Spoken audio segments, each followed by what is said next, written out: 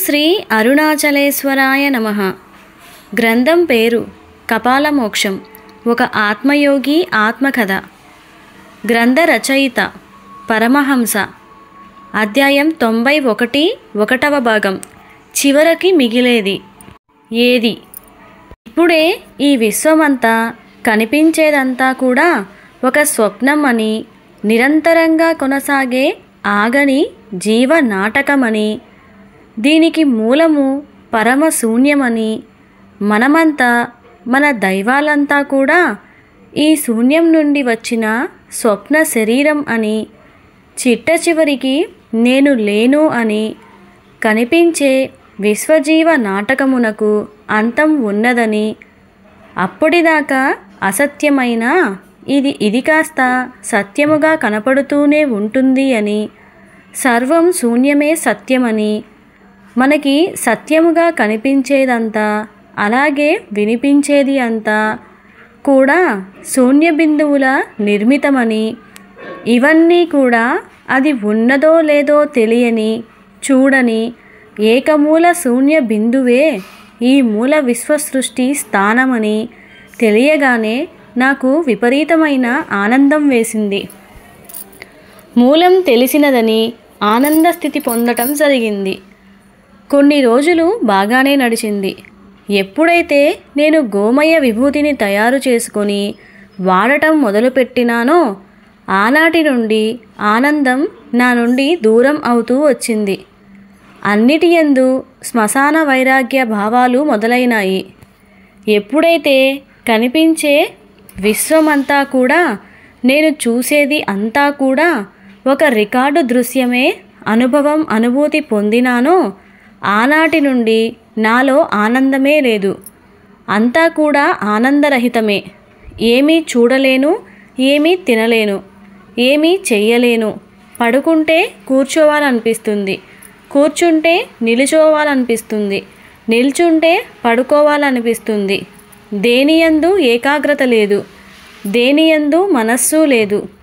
ఇది కావాలని లేదు, ఇది పొందాలని లేదు. ఇది లేదు అనేది లేదు. మనస్సులో ఏదో ఆలోచన వస్తుంది, దానికి బాధ వేస్తుంది, వెనువెంటనే నవ్వొస్తుంది, భయపడతాను, ఉలిక్కి పడతాను, ఏదో కావాలనిపిస్తుంది. తీరా దానిని తీసుకునేసరికి వద్దు అనిపిస్తుంది. నిద్రపోవాలని ఉండదు, అలాగని నిద్ర లేకపోతే అదోలాగా ఉంటుంది. అన్నీ కావాలనిపిస్తుంది, మళ్ళీ వెంటనే ఏమీ వద్దు అనిపిస్తుంది. దేనియందు వేటియందు తృప్తి లేదు, సంతృప్తి లేదు. ఎవరితోనూ మాట్లాడాలని అనిపించదు, మౌనంగా ఏకాంతంగా ఉండాలని అనిపిస్తుంది. ఎవరిని చూడాలని అనిపించదు, ఎవరి కోసం దేనికోసం ఎదురు చూడాలని అనిపించదు. ఆనంద క్షణాలు లేవు, మధుర క్షణాలు లేవు, బాధా క్షణాలు లేవు, బాధపడిన క్షణాలు లేవు. అసలు ఇవి ఉంటాయని జ్ఞాపకమే లేని స్థితికి, అనగా కేవలం అన్నింటి యందు ప్రేక్షక పాత్రధారిగా ఉంటున్నానని నాకు తెలుస్తోంది. ఇదే ఆనందరహిత స్థితి అని తెలిసింది. ఇందులో మేము 49 రోజుల పాటు ఉండి, ఆపై మా మనస్సు మా శరీరం తట్టుకోలేని స్థితికి వెళ్ళిపోవడంతో సమాధి స్థితి నుండి బయటకు వచ్చినాము. ఆపై ఏదో తెలియని పరమ ప్రశాంత స్థితి, జరుగుతున్న దానిని సాక్షిభూతంగా ఆధారభూతంగా చూడటం జరిగింది. వేటియందు దేనియందు ప్రేమ మోహ వ్యామోహాలు లేవు, రాగద్వేషాలు లేవు, ఈర్ష్య అసూయలు లేవు, పొగడ్తలు లేవు, అవమానాలు లేవు, అనుమానాలు లేవు. అంతా ఏకత్వంగా ఉంది. తిట్లైనా ఆశీర్వాదాలైనా ఒకటే. అంతా కూడా ఏమీ లేని ఆనంద స్థితియే. ఎప్పుడైతే ఆనందం ఉంటుందో అప్పుడే ప్రశాంతత ఉండదు. ఎప్పుడైతే ఆనందం ఉండదో అప్పుడే ప్రశాంత స్థితి ఉంటుంది. ఆనందంగా ఉంటే ద్వైత భావాలు ఉంటాయి, ఆనందం లేకపోతే అద్వైత భావం ఉంటుంది. ఎప్పుడైతే కనిపించేదంతా కూడా ఒకప్పటి ఆది రికార్డు దృశ్యాలని మాకు తెలియగానే అన్నింటి యందు ఆనందరహిత స్థితియే ఉంది. ఇలాంటి స్థితి ఎవరికి ఎప్పుడు ఏ విషయం నందు కలుగుతుందో వారికే తెలియాలి. ఎవరికి వారే స్వానుభవం ద్వారా తెలుసుకోవాలి. ఇప్పటిదాకా వారికి వివిధ రకాల 18 రకాల ఆనంద స్థితిలో ఉంటూనే ఉంటారు. ఆనందమయంలో ఉంటారు. ఎవరైతే ఎప్పుడైతే ఆనందరహిత స్థితిని పొందుతారో వారు మాత్రమే అవిముక్త జీవుడై మోక్షగామి అవుతాడు. అన్ని రకాల బంధనాల నుండి విముక్తి చెందుతాడు. ఆనంద స్థితి నుండి ఆనందరహిత స్థితిని పొందుతాడు. అనగా నగ్నత్వం నుండి దిగంబరత్వమునకు సాధకుడు కూడా చేరుకుంటాడన్నమాట. నా సాధన పరిసమాప్తి అని అనుభూతి పొందటం జరిగింది. అనగా నా కర్మశేషం, తద్వారా కలిగే పునర్జన్మలు, పునరపి జనన మరణాలు, ఆశలు, ఆశయాలు, ఆలోచనలు, సంకల్పాలు, స్పందనలు, ఆవేశాలు, భయాలు, ఆవేదనలు, భావాలు, ఇలా మున్నగు ద్వంద్వాలు అన్నీ కూడా నశించిపోయాయి. అన్నింటి యందు ఆనంద స్థితిని పొందటం చూడటం జరుగుతోంది. బాధలో కూడా ఆనందమే, కష్టంలో కూడా ఆనందమే, భయంలో ఆనందమే, ఆలోచనలో ఆనందమే, ఆవేశంలోనూ ఆనందమే, పాపములోనూ ఆనందమే. అంటే నాకు అద్వైత స్థితి, అన్నింటి యందు ఏకత్వం, ఆనంద స్థితి పొందటం జరిగింది. ఇంతవరకు బాగానే ఉంది. ఈ ఆనందం పొందటానికి సాధన చేసినాను. అందులో విజయం పొంది ఆనంద స్థితిని పొందటం జరిగింది. అన్ని రకాల మాయలు, మర్మాలు, భ్రమలు, భ్రాంతులు, అసత్యాలు, అజ్ఞానాలు దాటుకొని ఈ ఆనంద స్థితిని చేరుకున్నాను. ఆ తరువాత ఏం చేయాలి? ఏం పొందాలి? ఈ ఆనందం కోసమే నేను ఉన్నానా? ఇలా ఎన్నేళ్ళు ఉండాలి? అన్నింటా ఆనందమే అయినప్పుడు, మరొకటి లేనప్పుడు, మరి ఏ ప్రారబ్ధ కర్మ లేనప్పుడు, చేయవలసిన పని లేనప్పుడు, పొందవలసినది ఏమీ లేనప్పుడు, నాశనం అయ్యేది చేసేది లేనప్పుడు, ఇదంతా ఆదిలో జరిగిన రికార్డు దృశ్యమే. మనం ఇప్పుడు చూసిన దానిని, పొందిన దానిని పొందుతున్నామని అనుభూతి పొందినప్పుడు ఇంకా ఆనందం ఏముంటుంది? మరి ఆనందమే లేనప్పుడు మరి నేను ఇంకా ఎందుకు జీవ సమాధి చెందటం లేదు అనే భావన కలుగుతోంది. ఆనందమే లేనప్పుడు ఆనందరహితమే కదా.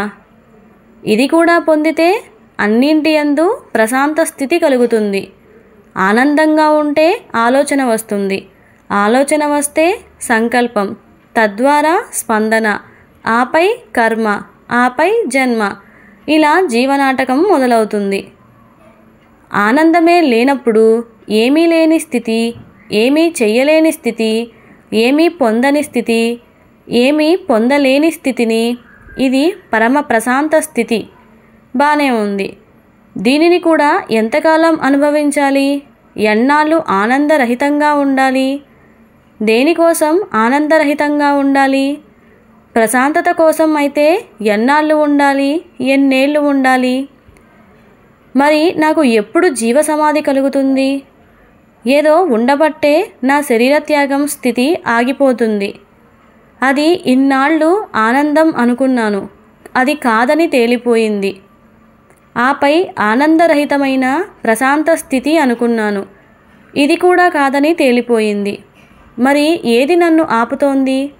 అసలు చివరికి మిగిలేదేంటి అనే స్ఫురణాభావనే నా మెదడును తొలిచేస్తుంది. నా సాధన పరిసమాప్తి అయినా కూడా ఎలాంటి ప్రారబ్ధ కర్మ లేకపోయినా, ఎలాంటి కర్మశేషము లేకపోయినా ఇంకా ఏం చేయడానికి బతికి ఉన్నాను అని ఆలోచనకి కూడా సమాధానం దొరకలేదు. ఇలాంటి సమయంలో నాకు ఋషికేశ్ నుంచి పరిశుద్ధ స్ఫటికలింగం వచ్చింది. దానిని తాకగానే నాకు విశ్రాంతి ఆలోచన స్థితి భావన అయింది. అందుకే ఈ చివరికి మిగిలేది అనే ఈ అధ్యాయం ప్రకటించటం జరిగింది, రచించడము జరిగింది. అప్పుడు నాలో ఈ సమస్యకి తగ్గ జ్ఞానస్ఫురణ భావాలు కలిగినాయి. ఒక పరమాత్మ మరణవేదన. నేను ఎందుకు ఉన్నాను? అసలు చివరకు మిగిలేది అంతా నాటకమని, ఇదంతా నటనే అని జ్ఞానం పొందిన నేను ఎందుకు ఉన్నానో ఎవరికి తెలుసు? అంతా మిథ్య అని, ఇది అంతా మాయ అని జ్ఞానం పొందిన నేను ఎందుకు ఉన్నానో అని ఎవరికి తెలుసు? ఉన్నవాడు లేడని, లేనివాడు ఉన్నాడని జ్ఞానం పొందిన నేను ఎందుకు ఉన్నానో ఎవరికి తెలుసు? శూన్యం నుంచి విత్తనం, విత్తనముల నుంచి చెట్టు, చెట్టు నుంచి తిరిగి విత్తనం, విత్తనం నుంచి తిరిగి శూన్యం. ఇవి సృష్టి స్థితిలయలని తెలిసినా నేను ఎందుకు ఉన్నానో ఎవరికి తెలుసు? అన్ని కోరికలు తీరినాయి, అన్ని ఆశలు ఆవిరయ్యాయి, అన్ని సంకల్పాలు పూర్తి అయ్యాయని జ్ఞానం పొందినాను. అయినా నేను ఎందుకు ఉన్నానో ఎవరికి తెలుసు? కోరికలు లేనివాడినైనను, ఆశలు లేనివాడినైనను, సంకల్పాలు భయాలు లేనివాడినైనను ఇంకా నేనెందుకు ఉన్నానో ఎవరికి తెలుసు? నేను అంతా ఉన్నాను, నేనే ఉన్నాను, నేను కానిది లేదు, నేను లేనిది లేదు, ఉన్నదంతా నేనే ఉన్నాను అని దివ్యానుభూతి పొందినా కూడా నేను ఎందుకు ఉన్నానో ఎవరికి తెలుసు? నాకు ఎవరియందు దేనియందు ప్రేమ లేదు, వేదన లేదు, ఆనందము లేదు, ఆవేదన లేదు, సంతోషము లేదు, దుఃఖము లేదు, స్పందన లేదు, ప్రతిస్పందన లేదు, ఆశ లేదు, నిరాశ లేదు, ఆశయము లేదు, అలక్ష్యము లేదు, భయము లేదు, అభయము లేదు, అహము లేదు, శరణము లేదు. అయినా నేను ఎందుకు ఉన్నానో ఎవరికి తెలుసు? దైవ దర్శనం పొందినను, ఆత్మదర్శనం పొందినను, గురువుల దర్శనాలు పొందినను, జ్యోతి దర్శనం పొందినను ఇంకా నేను ఎందుకు ఉన్నానో ఎవరికి తెలుసు? కర్మయోగంలో వాత్సాయనుడిలా, భక్తి యోగంలో వాల్మీకిలా, జ్ఞానయోగంలో వ్యాసుడిగా, ధ్యానయోగంలో వాసుదేవుడిగా, 4 యోగాలలో 4 యుగాలలో నేనే ఉన్నానని జన్మాంతర జ్ఞానముతో అనుభూతి పొందిన నేను ఎందుకు ఉన్నానో ఎవరికి తెలుసు? దేవుడు లేడు అన్నానో, నేను ఉన్నాను, నేను లేను అన్నానో? దేవుడు ఉంటాడు, ఎవరికి ఎవరు ఉన్నా లేకున్నా ఒక్కడు మిగిలినాడని, ఆ ఒక్కడే ఎవరికి వారేనని జ్ఞానం పొందిన నేను ఎందుకు ఉన్నానో ఎవరికి తెలుసు? ఉన్నవాళ్ళు నా వాళ్ళని, లేని వాళ్ళు ఉన్నవాళ్ళని, అందరూ ఉన్నా ఎవరూ లేనివాడని, ఎవరూ లేకున్నా అందరూ ఉన్నవారని తెలిసిన నేను ఎందుకు ఉన్నానో ఎవరికి తెలుసు? సన్యాసికి మిగిలేది పరమ శూన్యమేనని, సన్నాసికి మిగిలేది సంసార సాగరమని జ్ఞానం పొందిన నేను ఎందుకు ఉన్నానో ఎవరికి తెలుసు? చిట్ట చివరిదాకా, మోక్షపద అంచుల దాకా యోగ సాధన చేసి జయం పొందితే మిగిలేది, కనిపించేది, అనిపించేది శూన్యమే శూన్యబ్రహ్మగా అవతరించి మౌనముద్రతో మౌన బ్రహ్మగా ఉంటూ తను నేనేనని, నేనే తనని బ్రహ్మజ్ఞానం అందించినను ఇంకా నేను ఎందుకు ఉన్నానో ఎవరికి తెలుసు? ఒక జ్ఞాన అనుభూతి పొందుటకు 1000 కోట్ల జన్మలు, 27 మహాయుగాలు పడితే అలాంటిది అన్ని రకాల జ్ఞాన మార్గాలలో జయం పొంది అన్ని రకాల జ్ఞానాల అనుభూతులు పొందినను నేను ఎందుకు ఉన్నానో ఎవరికి తెలుసు? ఎందుకు ఉన్నానో తెలియదు, ఏం చేస్తున్నానో తెలియదు, ఎందుకు చేస్తున్నానో తెలియదు, ఎలా చేస్తున్నానో తెలియదు, ఎవరి కోసం చేస్తున్నానో తెలియదు, దేనికోసం చేస్తున్నానో తెలియదు. అయినా నేను ఎందుకు ఉన్నానో ఎవరికి తెలుసు? శూన్య బ్రహ్మ అయినను, మౌన బ్రహ్మ అయినను, కాల బ్రహ్మ అయినను, విధాత బ్రహ్మ అయినను, భవిష్యత్ బ్రహ్మ అయినను, కాంతి బ్రహ్మ అయినను, మౌన బ్రహ్మ అయినను, నిశ్శబ్ద బ్రహ్మ అయినను, ఇలా అన్ని రకాల బ్రహ్మ పదవులు పొందిన, అనుభూతి పొందిన నేను ఎందుకు ఉన్నానో ఎవరికి తెలుసు? నేనే పరమాత్మను, నేనే పరంధాముడును, నేనే పరదేవతను, నేనే మహాశివుడును, నేనే పరబ్రహ్మమును అగు దివ్య అనుభూతి పొందినను నేను ఎందుకు ఉన్నానో ఎవరికి తెలుసు? దీంతో తెలిసిపోయింది, తేలిపోయింది, నాకు తెలియనిది ఏదో ఉన్నదని. అది ఏమిటో తెలిస్తే గాని, తీరితే గాని నాకు ఉన్న మాయ మాయం అవ్వదని, కోరిక లేని స్థితి పొందాలని, కోరిక అంటే మోక్షం కూడా కోరికే, కోరిక అనుకోవడమే ఈ నా కోరికయని, ఇదే నా మాయ అని, నాకున్న ఆ ఒక కోరిక అదే, ఆ ఒక సంకల్పం, ఆ ఒక అనుభూతి తీరితే నేను ఎందుకు ఉన్నానో నాకు తెలుస్తుంది అని తెలిసింది. అదే యోగము పరమ పావనమైన సాధనకు పరాకాష్ఠ అయిన, పరమ ఉద్దిష్టమైన, పరమహంసలకు పరమైన, పరంధామాలకు పరమైన, పరదేవతకు శాపమైన, అదియే శాశ్వత మరణం, అదియే నిజ జీవన్ముక్తి అని పరమానంద అనుభూతి పొందితే నేను ఎందుకు ఉన్నానో, ఎలా ఉంటానో నాకే తెలుస్తుంది. కానీ ఈ ఆశ తీరేది ఎలా? ఈ ఆశయం తీరేది ఎలా? ఈ సంకల్పం నెరవేరేది ఎలా? ఈ దివ్య అనుభూతి పొందేది ఎలా? అదియే అనగా నేను చనిపోయానని నాకు తెలిసేది ఎలా? నేను శవమని, శివం కాదని తెలుసుకునేది ఎలా? ఉన్నది ఒక్కడిని, నేను చనిపోయానని నాకు చెప్పేది ఎవరు? నేను చనిపోయానని నాకు గుర్తుకు తెచ్చేది ఎవరు? నేను చనిపోయానని నాకు జ్ఞానం ఇచ్చేది ఎవరు? ఎవరూ లేరు, ఎవరూ ఉండరు. ఉన్నది నేను కానిది లేదు, నేను లేనిది లేదు. నేనే ఉన్నాను, నేనుగా, నేను కాని నేనుగా ఉన్నాను. అందుకే నాకున్న ఈ ఆశ, ఆశయం, సంకల్పం, వికల్పం, అనుభవం, అనుభూతి ఎన్నటికీ, ఎప్పటికీ పూర్తి కాదు.